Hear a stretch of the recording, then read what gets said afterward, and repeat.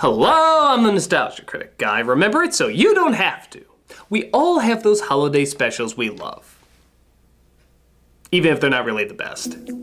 Whether it be nostalgia, creativity, or some sort of surreal intrigue, we all have those specials we know aren't fantastic, but something nonetheless draws us to them. They're not good enough to be classics, but they're not bad enough to go unappreciated either. There's a certain magic to these specials that keeps us coming back, and this Halloween, we're gonna look at what it is here today. So get ready to cheer with adequacy. We're looking at the top 11 best ones. Why top 11? Because I like to go one step beyond. So, sit back and enjoy the top 11 Halloween guilty pleasures.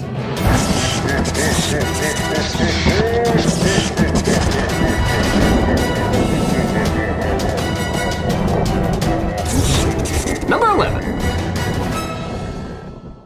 Tiny Toons Night Ghoulery. The reason I put this one so low on the list is because, well, it's mostly pretty good. Released shortly after Tiny Toons went off the air and Animaniacs was catching on. In fact, there's even a few cameos from him. Give me the brain! Obvious nature of this pun belittles us all.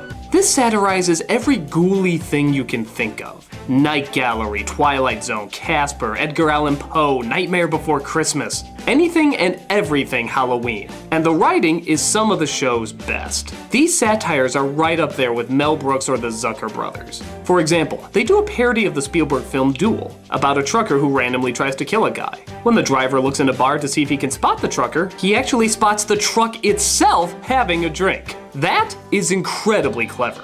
There's also introductions to classic literature with some of the best visuals the show ever pulled out. The attention to detail in what they're satirizing is beyond obsessive. It's amazing how similar they are to the original source material. So you might be wondering, why is it on this list at all? Well, a few sketches maybe are a little too smart for their own good. Like the Terror at 20,000 Feet parody is literally nothing but Star Trek jokes. Get it? Because it's Star Shatner? Even some of the impressions are a little hard to get. I'm still not sure who this is supposed to be. You ever wonder what exactly they mean by more? Tim Conway? All three of my fans who remember him? Nevertheless, it's not nearly enough to take away from appreciating this fun collection of beautifully animated zaniness. The misses are minor, but the hits are just too good to overlook. As of now, there's sadly no DVD release of this special, but if you can hunt it down on VHS, do it. It's definitely worth the search. It's Tiny Toon Adventures, and that's all we've got. Tito's costumes sure were hot. Number 10. The Halloween That Almost Wasn't. This is about as low budget as TV specials get, but they do still manage to make the most of it. Dracula summons all the famous movie monsters together for Halloween, but the witch is fed up with Dracula's treatment of them and goes on strike if he doesn't start playing nice. He refuses, leading to a wild goose chase of him and the other monsters trying to force her to change her mind. It's about as silly as it sounds, but what makes it enjoyable are the performances. This isn't any kind of great writing, but everyone's dedication to their character is really something to be admired. Judd Hirsch does a surprisingly hilarious Dracula voice. I will get even with you for this, Igor, if it takes me 1,000 years. And I know how to make you live that long. And Mariette Hartley is great as his cynical nemesis. Out of my way, Shorty. To say it's laughably cheesy would be an understatement. Hell, it ends with a disco party. But it's surprisingly heavy on atmosphere and even manages to get in a few laughs here and there. For something obviously intended for little kids, there's just enough bizarreness and, of course, love for Halloween that makes it a fun little goofy tale. It's like a G-rated Monster Squad. Which is strange, the adult film stars kids, but the kid film stars adults? But you get the idea. If you're in the mood for something awkward, but enjoyably awkward, this is definitely worth a watch. It's one of those days I wish I was dead. And stay dead. Number 9. The Pumpkin That Couldn't Smile. Yeah, that's Raggedy Ann and Andy who star in it, but to its credit, it turns out a very laid back and kind of likable short with a lot of great fall visuals. An overbearing aunt keeps her nephew in for Halloween, ruining his fun, so our two ragdolls decide to bring Halloween to him by finding a glum pumpkin who feels unwanted. I know it sounds pretty lame on the surface, but throw in animation great Chuck Jones into the mix, as well as some legendary voice actors, and it turns out an enjoyably cute product. There's lines that certainly aren't laugh-out-loud funny, but are still clever enough to know there was more effort put into this than there really needed to be. And tomorrow we'll go to the museum and look at the rocks. Why couldn't I have been an apple? People don't expect so much out of apples. Little giggles like that and the pumpkin crying seeds are nice little touches that aren't needed for a story like this, but still add a little extra.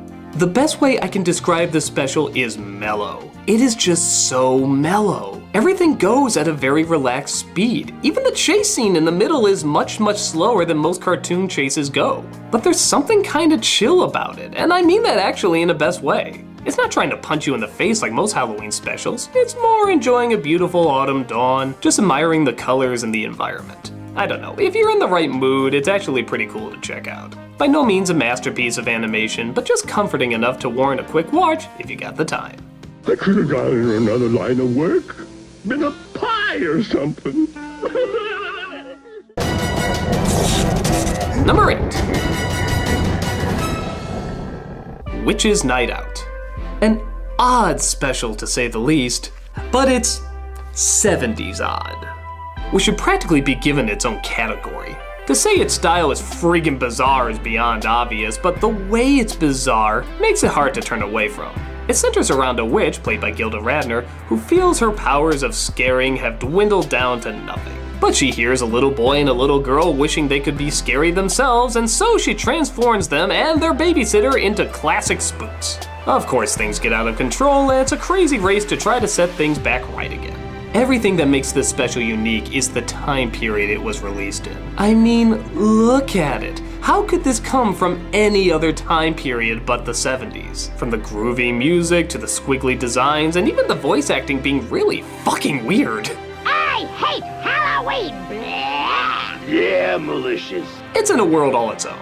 Something about these kind of specials have an almost hypnotic power to them. I remember watching it not thinking it was really anything great, but at the same time, I didn't want to change the channel. I never felt like I was being manipulated or sold anything. I just felt like a crazy person was telling a crazy story in a crazy way. And oddly enough, I was curious how crazy it could get. It's not too trippy that you can't follow it, but it's also not too bound to the world of the normal.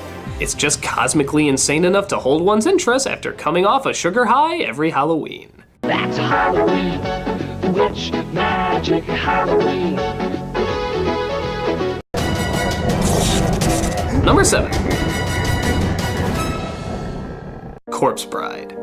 People are kind of split on whether or not this is a good movie, but no one can deny it's dripping with gothic atmosphere that made Nightmare Before Christmas a classic. The story about a young man who accidentally proposes to a dead bride is refreshingly original, as well as refreshingly strange. It's nice to see a story like this that feels a little bit like a fairy tale but isn't a reboot or a remake. It's something completely out of the mind of someone else. The look also very cleverly satirizes the Victorian era as showing it being more dead and unlively than the world of the dead. An interesting idea that you don't really start living until you give up everything you thought mattered. With that said, it is flawed, with a boring villain, bland leads, and sometimes clumsy delivery.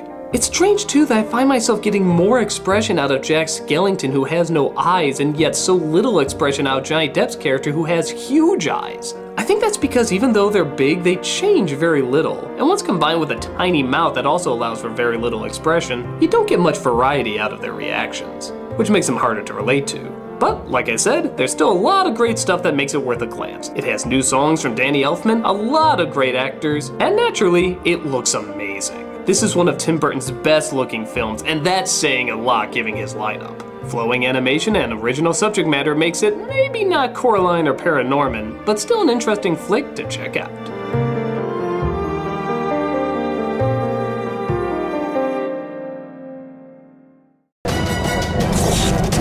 Number 6.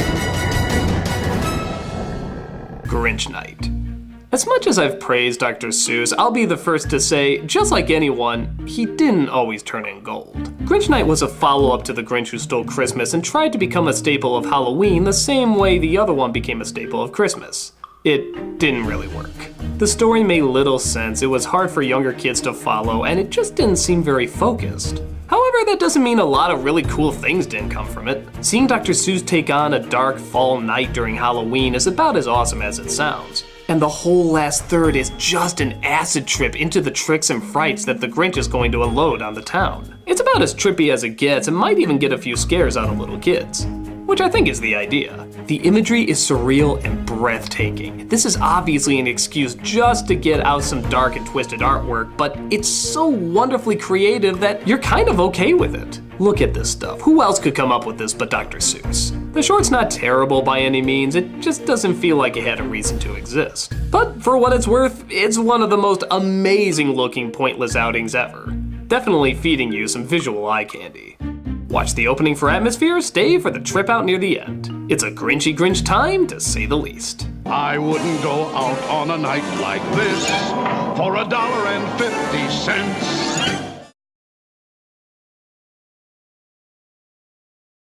Hey, Doug Walker here, just got a fast announcement. I will be doing a Q&A, a YouTube Q&A, in the comments for the trailer of Nostalgia Critic The Awesoming. You can check that out there. It is going to be from, let me see here, 3:30 p.m. Central Time to 5 o'clock Central Time. We are also going to do 2 free downloads as well. So like I said, just click on the little area there, and hopefully I'll be able to answer your guys' questions. I will see you there. Take care. Number 5. Garfield's Halloween Adventure. What can you say? It's Garfield. How can you go wrong with him? Shut up! It's our favorite fat cat roaming the town trying to get candy while coming across a band of ghost pirates searching for their lost stolen treasure. The pirates aren't even really that scary, but the time they take to build them up by having a creepy old man tell their story is just the right amount of corny and creepy for most kids. But that's not what makes it rewatchable. What brings us back is Lorenzo Music as Garfield. I swear that voice is so infectious at being both lazy and energized at the same time.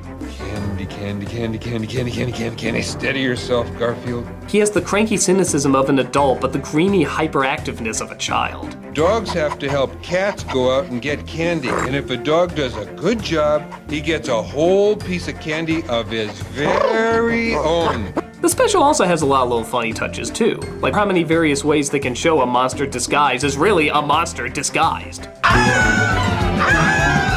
one thing is not is a scary cat. The animation is low budget and sometimes the timing can be off, but there's just a passion and a love for Halloween that makes it hard not to put on again. Always good to celebrate this time of year with a little orange and black. Nice touch. Number 4. The Halloween Tree. How often do you come across a Halloween special that actually teaches you something? Well, that's exactly what this one does, and it surprisingly does it very well. Based on the story by Ray Bradbury, the soul of a friend is lost on Halloween night, and it's up to his friends to try and get him back, along with the help of a ghoulish creature played by the late Leonard Nimoy. Though by God, you would never recognize him. It's old time, children. Ancient times. As they travel through time of Halloween's past, they come across the origins of their classic costumes and figure out how it got associated with the holiday. And, as you'd imagine, it's actually pretty interesting. On top of that, for a Hanna-Barbera production, it looks pretty damn good. We always associate Hanna-Barbera with the Flintstones and cheap animation, but here, the backgrounds and shadows are so crisp and so clear, allowing for a lot of great Halloween imagery. Does it have problems? Yeah, it can be really corny and a little too obvious, as well as kind of repetitive. Just count how many times this kid says, "oh my gosh." But the payoff is certainly enough to give it some attention. It's great to enjoy all the awesome things about the holiday, but it's also good to know sometimes where they came from. And the special shows that in a very inventive way. In a world where education can be scary, this is a special that tones down the frights and ups the learning. But amazingly, in a good way.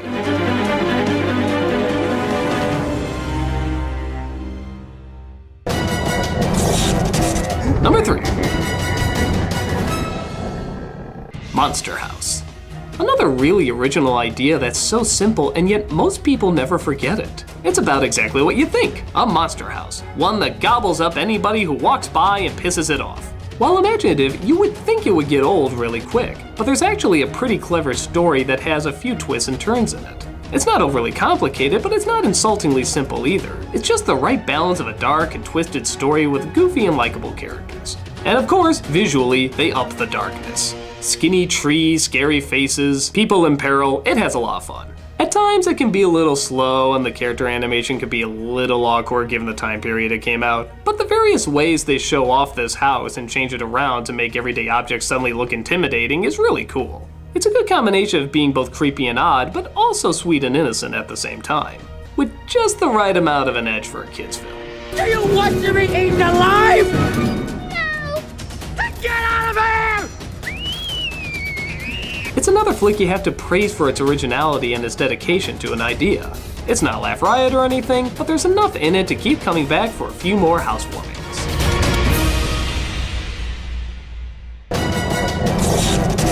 Number 2. Trick or Treat. So on the one hand, there really isn't a lot to this movie. It always feels like there's better twists and executions that an anthology of Halloween tales could deliver than this. They're kinda predictable and not always the most original. But with that said, Trick or Treat is just straight up Halloween porn. I mean, before it was straight up Halloween porn. When you really think about all the horror films that we watch on Halloween, there surprisingly aren't that many that have much Halloween in it. Even Halloween doesn't have a whole lot of Halloween. It's actually kind of odd. But with this movie, it's in every corner. Foreground, background, werewolves, witches, trick-or-treaters, ghosts. This movie is just crawling with Halloween. And on top of that, they know how to shoot Halloween. Everything looks warped and strange with a lot of great angles and dark shadows. But there's also a fair amount of color in it too. The right colors, Halloween colors. If you were to ask me what this film was about, I probably couldn't remember very well. But if you were to ask me what it looked like, I can just tell you it looked like Halloween. I guess it's kind of like the Halloween 3 of its day. Not much on scares, but a shit ton of sugar-coated visual madness. They even throw in some new monsters, like this killer trick-or-treating kid is actually kind of an original idea. Most movies, it's the trick-or-treater being chased. It's not usually the trick-or-treater doing the chasing. It's hard to know what else to say about it. It just obviously loves the holiday as much as the rest of us do. And it's hard to fault it for that. Hell, I appreciate it for it. It really is a fun flick to watch, if only just to watch it. You could put it on mute and still get a satisfying surge of Halloween from beginning to end. It just fills you up with that awesome feeling while still having that intense edge. It's not a perfect film, but it's a perfect exploitation of everyone's favorite night.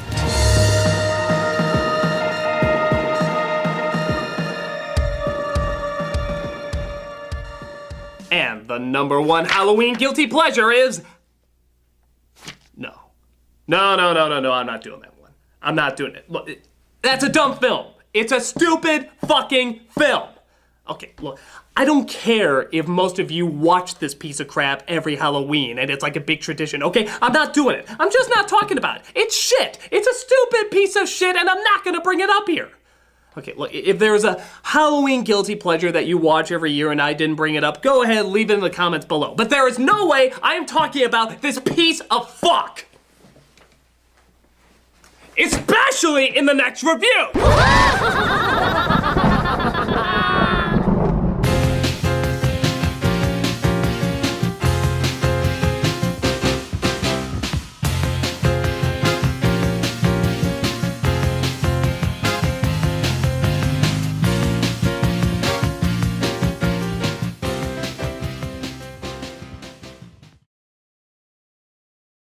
Hey guys, Doug Walker here doing the charity shout out. As some of you may or may not know, one of our former producers, Lindsay Ellis, recently lost her father to Parkinson's disease. In lieu of flowers, she has invited people to make donations to the Michael J. Fox Foundation. So that is the charity that we are doing this week. The Michael J. Fox Foundation, as many of you know, is a foundation trying to make breakthroughs in curing Parkinson's disease. They try to raise awareness, they try to get more information about the disease to people who don't know that much about it, but most importantly, they put their research to work. They use it to try and make new drugs to help people with the disease, they do everything in their power to try and create easier ways of living with it. They have fundraiser after fundraiser and all sorts of events that get in so much money and get so much work accomplished, but as you know, we're still not at the point where we can cure it yet. There have been so many stories of so many people that have gone through so much hardship from this disease. The pain so many of these people have to go through is so emotional and so gut-wrenching, but at the same time it's a reminder of just how real this disease is and how hard we have to work to find a cure for it. Michael J. Fox has done a wonderful job drawing attention to this cause, getting more and more people involved, and on top of that, if you go to their YouTube site, you can see what they do with their time, where all the effort and money goes into. Just spending a few minutes watching a few videos, you can see this is definitely a good place. A place where people work endlessly to try and get to a day where we can live without this disease. It's something people should never have to go through, and so many people are trying so hard to create a world where they don't have to go through it. So please definitely take the time to check out the website, look up some information, watch the videos, see the good work that they're doing, and take a part in helping by making a donation. This is a cure that can happen with your help.